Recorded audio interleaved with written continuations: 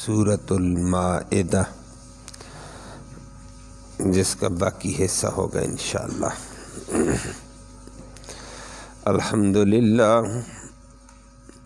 الحمدللہ عدد خلقہ ورضا نفسہ وزنۃ عرشہ ومداد کلماتہ،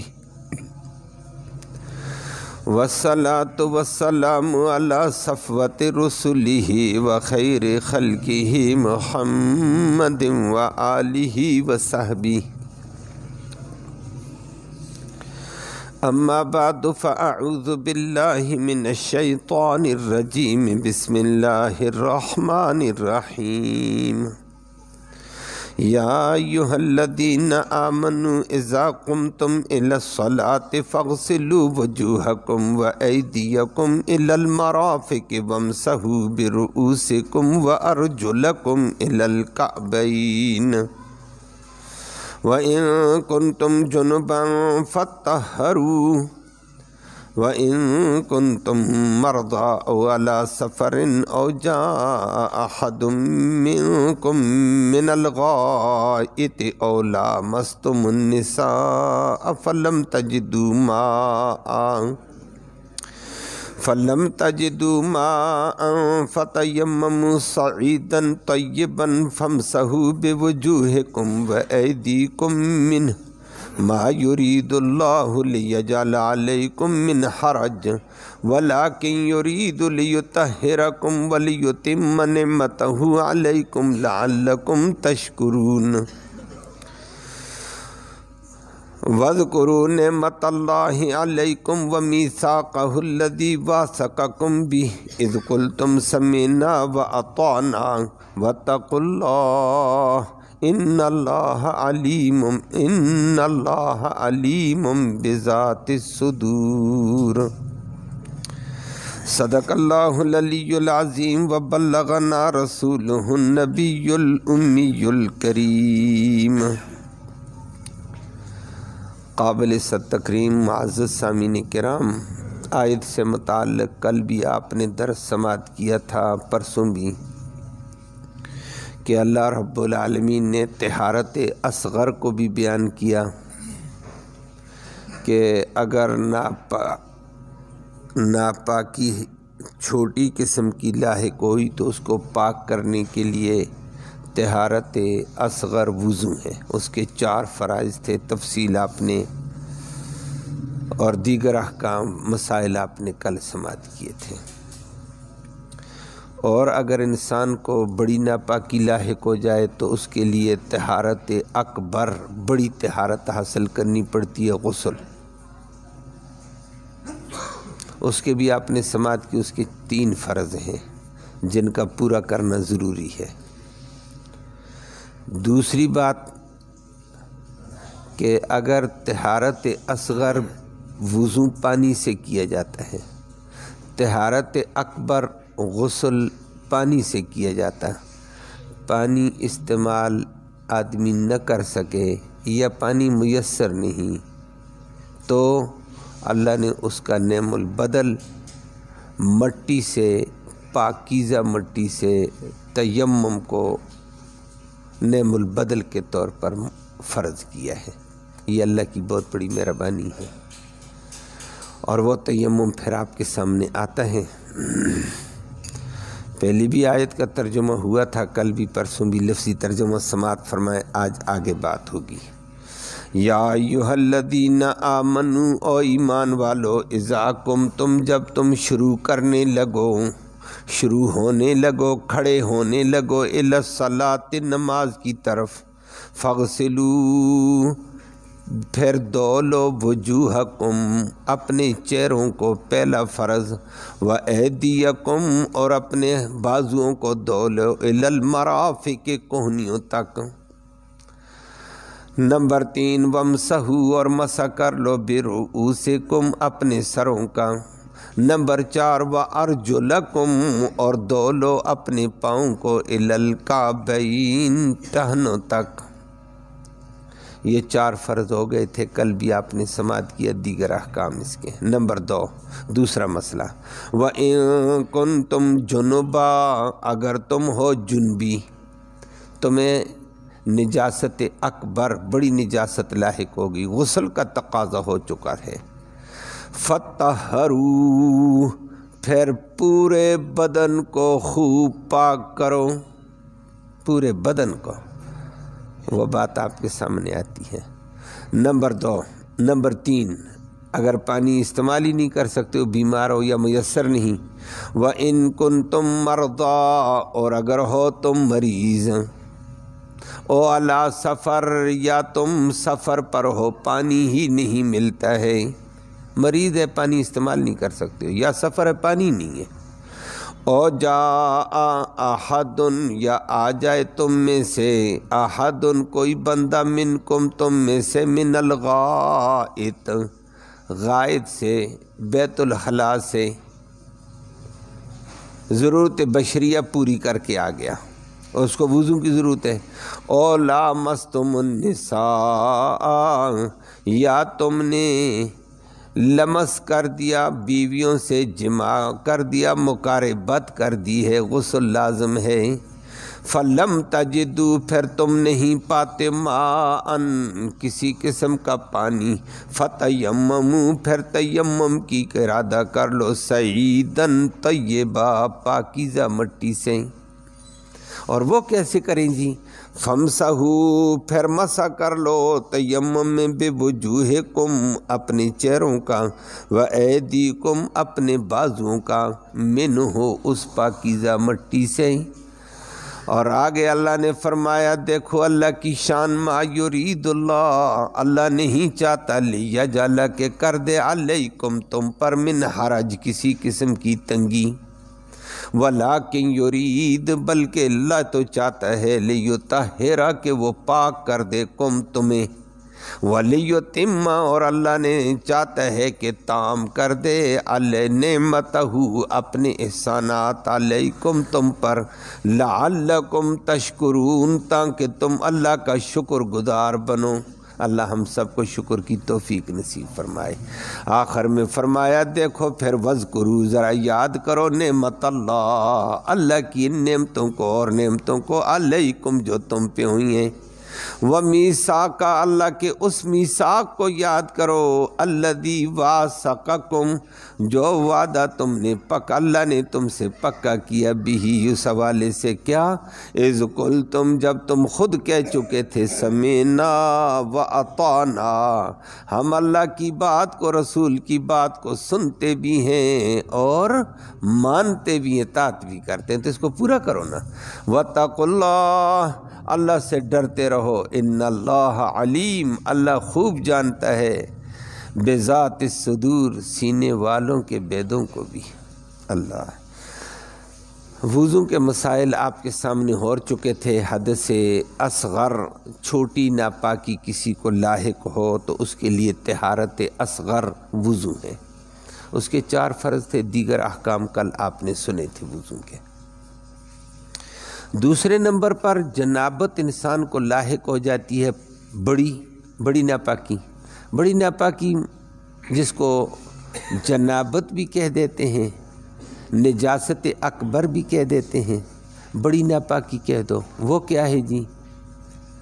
وہ آگے قرآن نے بھی ذکر کیا کہ ایک بندے کو احتلام ہو گیا ہے، غسل واجب ہے، یا ایک بندے کو کسی بھی طریقے سے انزال ہو گیا، مادہ تولید کا اخراج ہو گیا ہے، مادہ تولید کا اخراج، اس کے ضمن میں اور بات نہ لینا، وہ کبھی کبھی لیسدار پانی کا اخراج ہو جاتا ہے مختلف وجوہات کی وجہ سے، وہ الگ بات ہوگی۔ مادہ تولید کا اخراج وہ بدن سے اچھل کر باہر آتا ہے، اور اس کے علاوہ ایک لیسدار مادہ بدن سے خارج ہوتا ہے بازار میں چلتے پھرتے، یا برے خیالات سے، بری نگاہ ڈالنے سے، اور پھر بہت سارے حالات ہوتے ہیں، تھوڑی دیر کے بعد پتہ چلتا ہے بدن سے لیسدار پانی خارج ہو گیا ہے، اس کے اوپر وضو لازم ہوتا ہے، بدن کو دھونا ہوگا، کپڑے سے لگے کپڑے کو دھونا پڑے گا، غسل لازم نہیں ہوتا۔ غسل اس پانی سے لازم ہوتا ہے کہ جو شہوت کے ساتھ اور اچھل کر بدن سے باہر آ جائے، جس کا قرآن نے سورۃ طارق میں بھی ذکر کیا ہے، یخرج من بین الصلب والترائب، اور وہ اس کے بعد بدن میں ٹوٹن پیدا ہوتی ہے، اس کو غسل لازم ہے۔ اب وہ احتلام کی شکل میں ہو سکتا ہے یا مختلف خیالات کی وجہ سے، یا کسی ایسے کسی کو چھونے سے، یہ ایک صورت پھر ہو جاتی ہے کہ میاں بیوی کی قربت سے ہو گیا ہے، اور میاں بیوی کی قربت سے بھی جنابت لاحق ہو جاتی ہے، نجاست اکبر لاحق ہو جاتی ہے۔ تو الغرض مادہ تولید کسی بھی طریقے سے بدن سے خارج ہوا ہے تو بدن مکمل ناپاک ہو چکا ہے۔ پورا بدن ناپاک ہوا تو پورے بدن کو دھونا پڑے گا، پورا بدن ناپاک ہوا نجاست اکبر ہوئی ہے، بڑی ناپاکی۔ تو بڑی ناپاکی کے لیے بڑی طہارت حاصل کرنی، بڑی طہارت کا نام غسل ہے۔ وہ اللہ رب العالمین نے ذکر کر کے فرمایا وَإِن كُنتُمْ جُنُبًا، اگر تم جنبی ہو گئے ہو، احتلام کی وجہ سے ہو یا سوچ و بچار کی وجہ سے ہو یا کسی کو ٹچ اور مس کرنے کی وجہ سے ہو گئے ہو یا میاں بیوی کے اختلاط اور قربت ہو چکی ہے اس کی وجہ سے ہوئے ہو، فرمایا پھر فَطَّهَّرُوا، پھر وضو پر نہیں رہنا پڑے گا، فَطَّهَّرُوا، پورے بدن کو پورا صاف کر دو۔ اب فَطَّهَّرُوا مبالغے کا صیغہ ہے عربی گرامر میں، اور قرآن نے دوسری جگہ بھی ذکر کیا ہے اس کو کہ پورا پاک ہونا کیسے ہوگا کہ سر سے لے کر پاؤں تک پورے بدن کو پانی کا پہنچنا ضروری ہے، کہ کوئی بال برابر بھی جگہ خشک نہ رہے بدن کے ظاہری حصے کی، ظاہری حصہ۔ اور وہ نبی کریم صلی اللہ علیہ وسلم نے فرمایا، حضرت علی المرتضیٰ رضی اللہ تعالیٰ عنہ کی روایت ہے، وہ فرماتے ہیں قال رسول اللہ صلی اللہ علیہ وسلم تحت کل شعرۃ جنابۃ، ہر بال کے نیچے جنابت ہوتی ہے، فلہذا بال برابر بھی جگہ خشک ہو پانی پہنچنا چاہیے، سر سے لے کر پاؤں کے انگوٹھے تک پورے بدن پر پانی پہنچے۔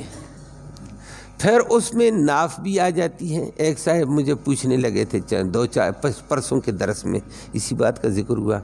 پھر ناف میں بعض دفعہ ناف کسی کی چھوٹی کسی کی موٹی، وہ اللہ کی قدرت ہے، پھر ناف میں گیلا انگلی کو پھیرنا ضروری ہے تاکہ بال برابر جگہ خشک نہ رہے، ناف بھی خشک نہ رہے۔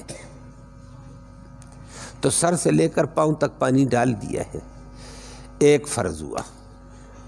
دوسرا فرض فَطَّهَّرُوا میں نے پرسوں ذکر کیا تھا، مبالغے کا صیغہ ہے، منہ کو ہم کھولتے ہیں تو منہ کا حصہ نظر آتا ہے، یہ ایک اعتبار سے خارج کے ساتھ تعلق رکھتا ہے، جب منہ بند کیا تو یہ باطن کے ساتھ ہے، من وجہ یہ ظاہر ہے، من وجہ باطن ہے، فلہذا فَطَّهَّرُوا کہتا ہے خوب پاکی حاصل کرو جو جو بدن ظاہری ہے، تو یہ ظاہر میں شامل ہے، کلی کرنی لازم ہے، غسل میں کلی کرنی لازم ہے، وضو میں کلی کرنی سنت ہوتی ہے، کر لو تو ثواب زیادہ ہے، نہ کیا تو انشاءاللہ وہ آپ نے 4 فرض کل بھی مختصر ذکر کیے تھے، پرسوں بھی آپ نے، اور وضو ہو جائے گا، لیکن غسل میں کلی کرنی فرض۔ ہاں ایک اور بات آ جاتی ہے، بعض دفعہ بتا تو دیا جاتا ہے، غرارہ کرنا، کہ کلی منہ میں پانی ڈال کر، منہ کے کلی نام ہوتا ہے ادخال الماء فی الفم ثم یحرکہ ثم یمجہ، پانی منہ میں ڈال کر اس کو اندر حرکت دے کر باہر پھینک دو، کلی ہو گئی ہے، منہ میں ڈالا، بات سمجھ آ گئی ہے، اور پھینک دو، کلی ہو گئی ہے، اور مسوڑوں کے دانتوں کے دائیں بائیں صلاحوں میں پانی چلا گیا ہے، پھینک دو واپس۔ اور ایک ہوتا ہے منہ میں پانی ڈال کر پھر اس کو حلق تک لے کر جانا، منہ کو اوپر کر کے غرارہ حلق تک جائے لیکن نگلنا نہیں ہے، تو وہ اس کو غرارہ کہہ دیتے ہیں، اور وہ احتیاط ہوتی ہے، وہ مستحب ہے، لازم نہیں ہے۔ کلی لازم ہے۔ اور وہ کبھی رمضان ہوتا ہے اور یہ کہے میں غرارہ کرتا ہوں جی سنت پورا کروں، سنت پوری کرتے کرتے فرض چلا جائے گا، منہ کے اندر پانی چلا گیا، حلق سے روزہ ٹوٹ جائے گا، نہیں کرنا ہے، فرض بچانا ہے، روزہ فرض ہے، تو کلی کرنی فرض ایک۔ اور ناک کا یہ حیشوم کا حصہ، حیشوم کہتے ہیں بعض دفعہ ساتھی حیشوم نہیں سمجھے، ناک کی اس ہڈی تک نرم حصہ، اوپر والی ہڈی ساتھ ہے، تکلیف اسلام نہیں دیتا ہے، وہ آپ کے سامنے آیت کا آخری حصہ بول رہا ہے کہ اللہ نے کسی پر سختی نہیں، نرمی کا معاملہ کیا ہے اللہ۔ تو فرمایا ناک کے اس نرم حصے میں پانی ڈال دو، جس کو ہم کیا کہہ دیتے ہیں استنشاق، ناک میں پانی ڈالنا بھی فرض ہے۔ بس یہ 3 فرض ہیں غسل کے۔ منہ میں پانی ڈال دیا، ناک میں پانی ڈال دیا، یہاں تک انگلی گیلی کر کے پھیر دی، اور پورے بدن پہ پانی پہنچ گیا، ناف کے اندر احتیاطاً انگلی پھیر دی جائے کہ کہیں پانی نہ پہنچا ہو، بس غسل ہو چکا۔ باقی اس کو یہ فرض غسل ہوا، غسل کے 3 فرض ہیں، کام ہو گیا ہے۔ باقی سنت طریقے کے مطابق غسل کرے گا، اس کی ایک الگ ترتیب ہے، وہ نبی کریم صلی اللہ علیہ وسلم نے بیان فرمائی۔ اما عائشہ صدیقہ نقل کرتی ہیں، حضرت میمونہ رضی اللہ تعالیٰ عنہا نقل فرماتی ہیں، تو غسل سنت کے مطابق کرو گے، جس میں سنت کے مطابق کرو گے، غسل کا جتنا ٹائم لگا عبادت میں چلا گیا۔ اگر سنت کے مطابق، تو سنت کے مطابق کر کے آدمی غسل کے لیے جائے، جس کو جنابت لاحق ہوئی، پہلے پیشاب سے فارغ ہو، اور پیشاب سے فارغ اللہ کے نبی کے ہر طریقے میں خیر ہے، کیونکہ کبھی کبھی نجاست باہر نکلتے وقت احلیل اور پیچھے کی کسی نہ کسی رگ میں تھوڑی سی رہ جاتی ہے، پیشاب کیا وہ نکل جاتی ہے، معاملہ صاف ہو گیا۔ اور پیشاب کے بعد استنجے کے بعد دوبارہ ہاتھ دھو لو۔ آج کل صابن چلتا ہے، وگرنہ مٹی جراثیم کش ہوتی ہے، مٹی میں اللہ نے جراثیم مارنے کی صلاحیت رکھی ہے، ہر قسم کا جراثیم مٹی مار دیتی ہے، اللہ تو بڑی شان والا ہے، اور عام چیز ہے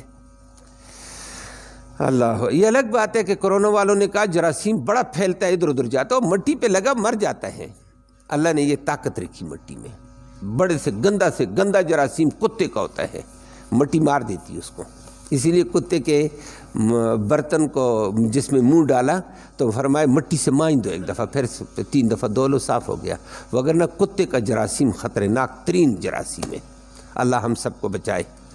پھر کتا عام طور پر باولا ہو جائے پھر تو تباہی مچا دیتا ہے، اس کے جراثیم بڑے پھیلتے ہیں، بڑی تباہی کرتے ہیں۔ تو استنجا کیا، استنجے کے بعد اپنے ہاتھ دھو لیے، ہاتھ دھونے کے بعد سنت طریقے کے مطابق سارا وضو کر دو، ہاتھ دھونے کے بعد کلی کر دی، ناک میں پانی ڈالا، چہرہ دھویا، بازو دھوئے، اور پھر سر کا مسح کیا، پاؤں اگر اونچی جگہ بیٹھے ہو تو پاؤں بھی دھو لو، اور اگر پانی ٹھہرنے کا دوبارہ لگنے کا وہاں اندیشہ ہے تو آخر میں دھونے، حضرت میمونہ کی روایت میں آتا ہے۔ تو اس کے بعد پھر سر پہ پانی ڈالا، پھر دائیں طرف ڈالا، بائیں طرف ڈالا، پورے بدن پہ پانی ڈال کر مل لیا، دوبارہ پانی ڈالا، تیسری دفعہ ڈالا، معاملہ صاف ہو گیا۔ لیکن صابن کبھی زیادہ لگا ہوا ہو، چوتھی دفعہ بھی ڈال سکتے ہیں، ضرورت کے مطابق ڈال سکتے ہیں، بغیر ضرورت کے پانی کو ضائع نہیں کر سکتے، ضرورت ہے تو کر سکتے ہیں۔ کبھی ٹھنڈک حاصل کرنے کے لیے آدمی زیادہ ڈالتا ہے، کبھی صابن لگ گیا تو زیادہ ڈال دیتا ہے، صابن ہٹا نہیں ہے جی، تو وہ ضرورت ہے، ضرورت کے لیے جائز، اور اس طرح غسل کرنے سے ثواب بھی ہو جائے گا جی۔ اگلی بات آج کے درس کے اعتبار سے، اللہ فرمایا کہ وضو تو طہارت اصغر ہے اور غسل طہارت اکبر ہے، لیکن فرمایا وَإِن كُنتُم مَرْضَىٰ، اگر تم ہوئی مریض بیچارہ چرپائی پہ پڑا ہوا ہے، مریض کی بے شمار قسمیں ہیں، آپ دیکھتے رہتے ہیں، بہت سارے ہمارے مریض اسپتالوں میں جاؤ، گھروں میں ہوتے ہیں، عجیب مریض ہیں۔ ایسا مریض بھی ہے جس بیچاری کی ٹانگ ٹوٹ گئی، ایکسیڈنٹ ہو گیا، ٹانگ ہی ٹوٹی، وہ کیسے کرے گا وضو؟ ایسا مریض ہے بخار کا مارا ہوا اٹھ ہی نہیں سکتا ہے، بے شمار قسم کے مریض ہیں۔ اگر تم مریض ہو، یا ایسا بھی مریض ہے جو چل تو سکتا ہے آگے پیچھے، لیکن ڈاکٹر نے اس کو زخموں کی وجہ سے یا کسی وجہ سے پانی لگانے کو استعمال سے منع کر دیا کہ بھائی پانی لگے گا نقصان ہو جائے گا، ایسا مریض جو پانی تک جا ہی نہیں سکتا یا پانی استعمال کرنے سے نقصان ہو سکتا ہے، ڈاکٹر نے منع کر دیا ہے، یہ مریض ہے۔ او علی سفر، یا تم کسی سفر پر ہو، اور سفر پر ہو، پانی تو میں ٹھیک ہوں، سفر پر ہوں، لیکن پانی ادھر ہے ہی نہیں، نماز کا ٹائم ہو گیا ہے۔ اور پانی کتنا دور ہے جی؟ فقہاء کرام نے، محدثین کرام نے لکھا کہ آپ کو اگر کوئی بتائے بھائی 1 میل کے بعد پانی آ جائے گا تو 1 میل تک پانی دور ہے پھر۔ لیکن آج کل گاڑی اگر ہے تو پھر 1 میل آسان ہے، گاڑی پہ بیٹھے ہوئے تو پھر اگلی جگہ پہنچ جاؤ نا۔ 1 میل میں 2 منٹوں 3 منٹوں کے بعد پہنچتے، 60 کلومیٹر 80 کلومیٹر کی رفتار سے گاڑی چلتی ہے، پھر آسانی ہو جائے گی۔ اور اگر پیدل سفر کے اعتبار سے یا پانی دور ہے، وہاں تک پہنچتے پہنچتے وقت نماز کا جا سکتا ہے، سفر میں پانی قریب نہیں ہے۔ شریعت نے کہا مریض ہو یا سفر ہو، پانی میسر ہی نہیں ہے۔ ایک اور صورت بتا دی ہے، یہ 2 باتیں ہی ہیں، لیکن ساتھ فرما دیا کہ حدث اصغر لاحق ہے، چھوٹی طہارت حاصل کرنی ہے۔ وَإِنْ جَاءَ أَحَدٌ مِّنْكُم مِّنَ الْغَائِطِ، تم میں سے کوئی بیت الخلاء سے آیا۔ غائط کہتے ہیں ڈھلان کی جگہ، صحرا میں ڈھلان پردے کی جگہ لوگ بیٹھا کرتے تھے، آج کل شہری آبادی میں بیت الخلاء بن گئی ہے، اور اس میں چھوٹی حاجت کے لیے یا بڑی حاجت کر کے آ گئے ہو تو دوبارہ وضو کرنا پڑے گا۔ اور لامستم النساء، یا تم نے اپنی بیویوں سے قربت کر لی ہے، جمع کر لیا ہے تو غسل لازم ہو چکا ہے۔ اللہ نے دونوں کے لیے فرمایا، حدث اصغر ہو یا حدث اکبر ہو، چھوٹی ناپاکی ہو بڑی ناپاکی، دونوں میں تم مریض ہو یا پانی نہیں، یا پانی پر تمہیں قدرتی حاصل نہیں، فرمایا فَتَيَمَّمُوا صَعِيدًا طَيِّبًا، پاکیزہ مٹی سے تیمم کر لو۔ اللہ کیسا کریم رب ہے۔ اور وہ بندہ وضو بھی کبھی نہیں کر سکتا ہے، بیمار ہے یا پانی میسر نہیں، ڈاکٹر نے منع کیا، کبھی جنابت لاحق ہو جاتی ہے لیکن زخمی بندہ ہے، اور بھائی غسل کیسا کرے گا؟ نمبر 2 پانی ہے انتہائی ٹھنڈا ہے، اور انتہائی ٹھنڈے پانی کو ٹھنڈے موسم میں کر تو تھوڑی دیر کے بعد بیماری کا اندیشہ ہے، اور بعض مریض کمزور ہوتا ہے، ماشاءاللہ آج کل تو ہیں ہی ایسے اکثر، بلکہ میں کہوں کیونکہ شیور کھاتے ہیں، شیور کھانے والے بھی شیور ہیں، شیور کا کوئی اعتبار نہیں ہے، خدا کا بندہ۔ بعض لوگ پہلے 2 لوگ جاندار ہوتے تھے ماشاءاللہ، اچھے صحت مند، اب بھی دیہات تھوڑا بہت صحت مند، باقی گئے شیور نے تباہی مچا دی ہے۔ اب تو تھوڑی سی بات ہوئی، جھٹکا لگا تو تھوڑا سا لہر سردی کی آتی، ساروں کے ناک بہتے ہیں اور بخار ہو گئے جی، یہ ہو گئے جی، شیور ہے نا، اب تو کام ہی ہو رہے۔ اب فرہذا اب ایک بیماری ہے، پانی ٹھنڈا شدید ہے اور ٹھنڈے گرم کی کا انتظام نہیں ہے، پتہ ہے میں یہ پانی استعمال کروں گا بیمار ہو جاؤں گا، شریعت نے کہا پھر پانی کو چھوڑ، فَتَيَمَّمُوا صَعِيدًا طَيِّبًا، پانی تو ہے لیکن استعمال کرنے پر قادر نہیں ہوں، اور اگر صحت ہے کوئی بات نہیں، پھر ٹھنڈے پانی کو بھی استعمال کرو، لوگ کرتے رہتے ہیں بعض جگہوں میں، اور ہو بھی کر رہا ہے، یہ بندے بندے کا اعتبار ہوگا۔ تو فرمایا تیمم کر لو، حدث اصغر کے لیے بھی اور حدث اکبر کے لیے، دونوں استعمال ہیں، اور فرمایا نقصان نہ کرنا اپنا، اللہ اکبر۔ حدیث میں آتا ہے یہ تیمم پہلے وضو کے لیے نازل ہوا، اب یہاں تو قرآن نے او لامستم النساء بھی کہہ دیا نا، کہ قربت بیوی کے درمیان میں ہو گئی ہے اور غسل واجب ہو چکا ہے، اس کے لیے بھی تیمم، پہلے صرف تیمم نازل ہوا تھا سورۃ النساء میں، وضو کے لیے صبح کی نماز میں تیمم نازل ہوا سب سے پہلے۔ نبی کریم صلی اللہ علیہ وسلم سفر پہ تھے، خدا کا کرنا اللہ کا ایک نظام ہے۔ صبح سحری کے وقت نبی نے تہجد پڑھے، فارغ ہوئے، نبی نے فرمایا ادھر پانی نہیں ہے، کوچ کریں گے، آگے وادی میں پانی ہے، وہاں جا کر صبح کی نماز ساتھی پڑھیں گے۔ جہاد سے واپس آ رہے تھے، اور واپس آتے آتے جس وقت کہا واپس تیاری کرو، تو تیاری کے لیے سارے ساتھی تیار ہیں، لیکن نبی نے کوچ کا اعلان نہیں کیا۔ عائشہ صدیقہ کا ہار گم گیا، یہ 2 موقعوں پر ہار گم ہوا، الگ الگ واقع ہیں عائشہ کا۔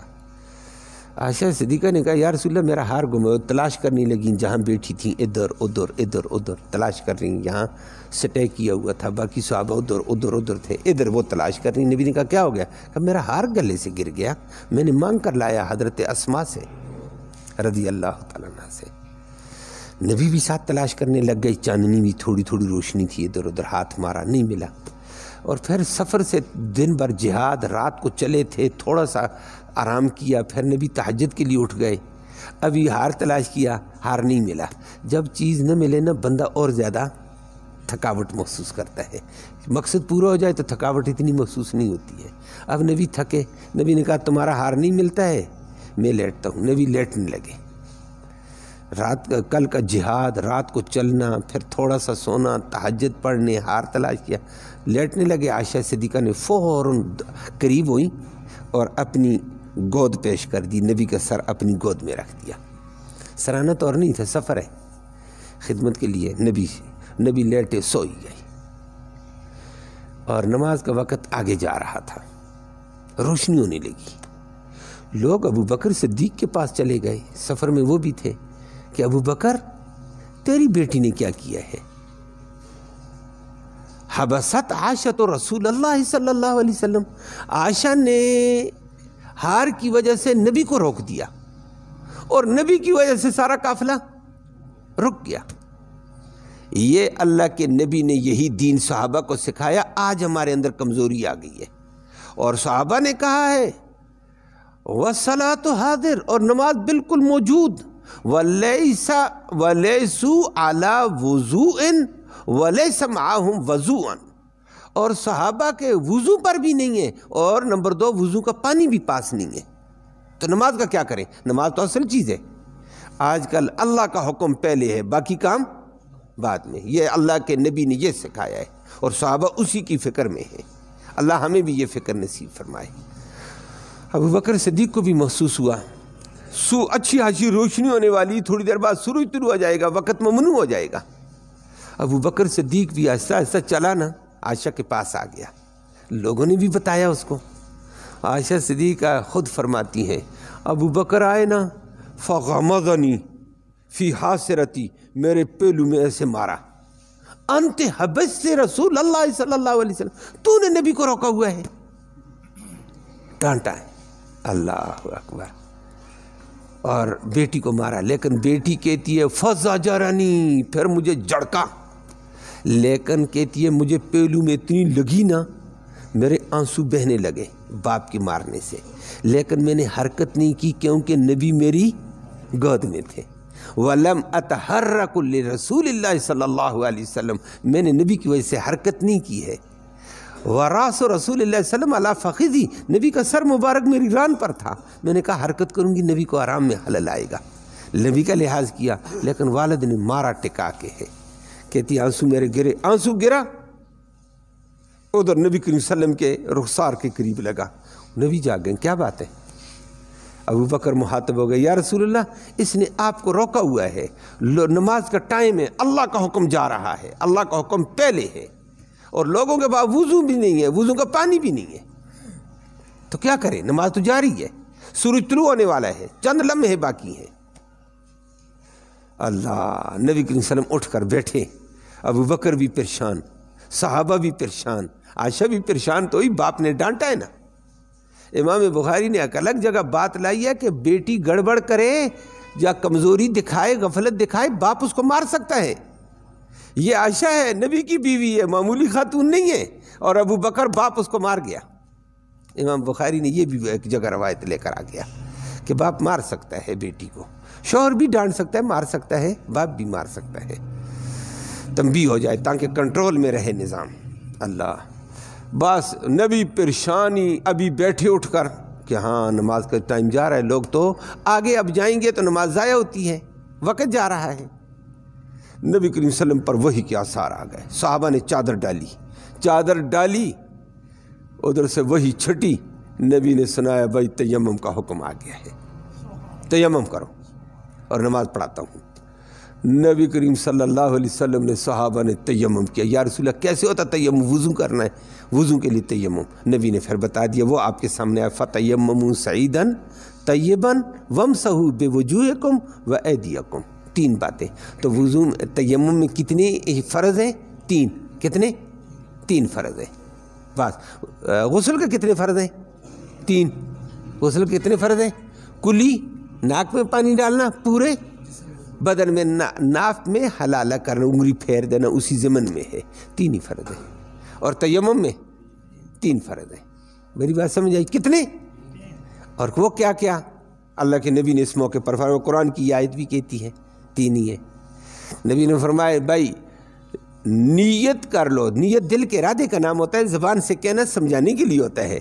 नीयत कर लो कि मैं नमाज के लिए पाकी हासिल करना चाहता हूँ मिट्टी से। बस नवैतु अन तयम्मम लिरफ़िल हदस, मैं नीयत करता हूँ हदस को दूर करने के लिए, पलीदी को दूर करने की नीयत करता हूँ। बस एक काम नीयत हो गई है। और उसके बाद फरमाया हाथों की उंगलियां खुली करो। और हदीस में नबी करीम सल्लल्लाहु अलैहि वसल्लम ने फिर तफसील सुनाया, हाथों की उंगलियां खुली, ये सुन्नत है, फ़र्ज़ नहीं है, सुन्नत बतला रहा हूँ। हाथों की उंगलियां खुली, ज़मीन पे मार दो। ज़मीन जहाँ मिट्टी हो, गर्दो गुबार हो, कुछ हो, दीवार पे गर्दो गुबार है, ये टाइल है, टाइल के ऊपर अगर गर्द है तो कर सकते हैं, सिर्फ टाइल हो तो नहीं कर सकते, गर्दो गुबार हो तो कर सकते हैं। मारा, फिर फरमाया थोड़ा सा आगे ले जाओ, मिट्टी में मारा है ना नीचे, फिर आगे ले जाओ ताकि इन जगहों में मिट्टी आ जाए। आगे फिर वापस अपनी जगह, फिर उठाया, फिर अंगूठे को अंगूठे के साथ मारा ताकि मिट्टी जड़ जाए। ये ना हो जाए तो यमम करे सारा चेहरा मिट्टी वाला, ये क्या किया मैंने वुज़ू किया है, सुन्नत पूरा किया। लोग कहेंगे चंगी सुन्नत है। अल्लाह अकबर। दीन में क्या कहा? आपस में मारो, झाड़ दिया, झाड़ा। अब पेशानी से लेकर पूरे चेहरे के ऊपर ये मैंने ऐसे तरीके से पहरा, ये आँखों का डेलान, नाक का दाएं बाएं, नाक का आगे का हिस्सा सारा उसमें आ जाए, कोई जगह खाली न रहे। नंबर 2, नंबर 3 दोबारा हाथों को ज़मीन पे मारा, कुछ हाथों को खोला, नंबर 2 ज़मीन पे मारा, नंबर 3 आगे किया, नंबर 4 वापस किया, नंबर 5 उसको झाड़ा, नंबर 6 दोबारा बाजुओं पे पीछे ले गया, कोनी के पीछे, ये हाथ बचा हुआ, वापस। अब ये पीछे ले गए, यहाँ से वापस। मैंने कपड़े के ऊपर किया, कपड़े के ऊपर नहीं होगा, मैंने समझाने के लिए किया, कपड़ा ऊपर करना पड़ेगा। बात समझ आ गई है?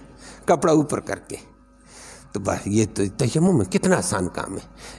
नीयत दिल के इरादे का नाम है। हाथ मारा, दोबारा हाथ आगे पीछे करके चेहरे पर दोबारा मारा, हाथ बाजुओं के ऊपर, पास ख़त्म। 1-2 सेकंड में तयम्मुम हो गया। अपना काम करो। खुदा का बंदा मरीज़ बैठा हुआ कहता मैं वुज़ू नहीं कर सकता, मैंने नमाज़ें छोड़ दी, तो खुदा का बंदा मिट्टी लाकर इसके पास रख दो, रेत ला कर रख दो ना, तयम्मुम करता रहे, नमाज़ें पढ़ता रहो ना। अल्लाह अकबर। अल्लाह ने कितनी बड़ी आसानी की। ये तयम्मुम, गुस्ल के लिए भी यही तयम्मुम है। और नबी करीम सल्लल्लाहु अलैहि वसल्लम का एक सहाबी था, हज़रत मुआज़ रदी अल्लाह तआला की रिवायत में आता है, जिहाद पे गए, उसको चोट, तीर लगा, किसी काफिर ने मारा, सर पे लग गया, सर के अंदर जख्म गहरा हो गया था। अब उसने पटका बांधा हुआ था, आ रहा था वापसी पर। तो इंसान है, मुख्तलिफ हालात से 2-4 होता रहता है। रात को एक जगह क़याम किया, इलाका भी ठंडा था, थके हुए भी थे, फिर इसका खून भी निकल चुका था। रात को सोए, इसको एहतलाम हो गया, गुस्ल वाजिब हो गया। और एहतलाम की मुख्तलिफ वजह, थकावट भी एक वजह होती है एहतलाम की, सर्दी भी एक वजह होती है, कमज़ोरी भी एक वजह होती है। एहतलाम की एक वजह कमज़ोरी भी होती है, एक वजह ताकत और शहवत भी होती है, जवानी का ज़ोर हो फिर भी एहतलाम होते रहते हैं। एक ये कमज़ोरी भी एक वजह होती है। अब इस बेचारे को कमज़ोरी भी हो गई, खून निकल गया, थका हुआ भी था, ठंड भी थी, रात को इसको गुस्ल वाजिब हो गया। सुबह उठे तो वुज़ू का तयम्मुम तो नबी ने सिखा दिया, जो मैंने अभी अभी जिक्र किया है। अब गुस्ल के लिए करें तयम्मुम या न करें। बड़े उलमा जो थे उन्होंने कहा भाई तयम्मुम कर, दीगर ने कहा तयम्मुम तो वुज़ू के लिए आया है, गुस्ल कर। छोटे उलमा ने कहा गुस्ल कर, गुस्ल कर। उन्होंने गुस्ल कर दिया। गुस्ल तो यहाँ से पानी डालना था, पानी डाला, ज़हम के अंदर चला गया। गुस्ल करके नमाज के लिए खड़ा हुआ, नमाज के बाद बेचारा फौत हो गया, शहीद हो गया। वापस नबी करीम सल्लम को बताया है, या रसूलल्लाह ये कैफियत हुई थी, इन्होंने गुस्ल का फतवा दिया। नबी ने कहा खुदा के बंदो, अल्लाह से इन्ना लिल्लाहि व इन्ना इलैहि राजिऊन। तो नबी करीम सल्लल्लाहु अलैहि वसल्लम ने फरमाया खुदा के बंदो, अल्लाह का खौफ करो। अल्लाह ने सहूलत इसीलिए दी है, ये सहूलत अल्लाह ने हमें दी है कि तयम्मुम कर लेता, ये इस बेचारी की जान बच जाती। ऐसे ही मरीज के लिए तो तयम्मुम है। اور نبی کریم صلی اللہ علیہ وسلم نے پھر ان صحابہ کو اب استغفار کرو، تمہارا تو فتویٰ تھا لیکن بندہ شہید ہو گیا، بہرحال اللہ کے راستے میں چلا گیا بیچارہ۔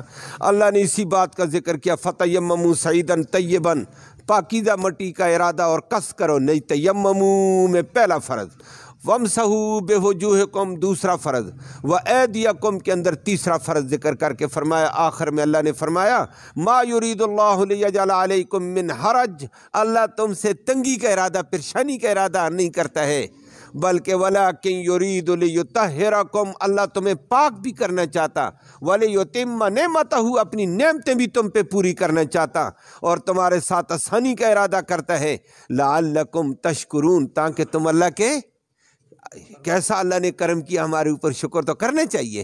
پہلی امتوں میں صرف وضو یا غسل، ہر صورت میں اللہ نے اس امت کے اوپر وہ کرم کیا کہ پانی استعمال نہیں کر سکتے ہو، بیمار ہو، پانی ملتا نہیں ہے یا ڈاکٹر نے منع کیا، اس کا نعم البدل فرمائے مٹی آ گئی، مٹی سے پاکی حاصل کرو، جا مٹی سے پاکیزہ مٹی ملے تیمم کرتے رہو۔ کب تک جی؟ سال تک بیمار ہو سال تک کرو، 10 سال تک بیمار ہے 10 سال تک کرو۔ واہ ربا تیرا بہت بڑا اکرام ہے، فرمائے پوری پاکی حاصل ہوگی۔ یہ نہ کہہ دینا کہ غسل اور وضو والے کی پاکی اعلیٰ ہے، تیمم والی کی اعلیٰ نہیں ہے، تیمم بھی اس کے برابر کا برابر نائب ہے، اس کا وضو کا نائب بھی تیمم، غسل کا نائب بھی تیمم۔ اللہ ہم سب کو دین کے تقاضوں پر چلنا نصیب فرمائے اور شکر ادا کرنے کی توفیق نصیب فرمائے۔ اللہ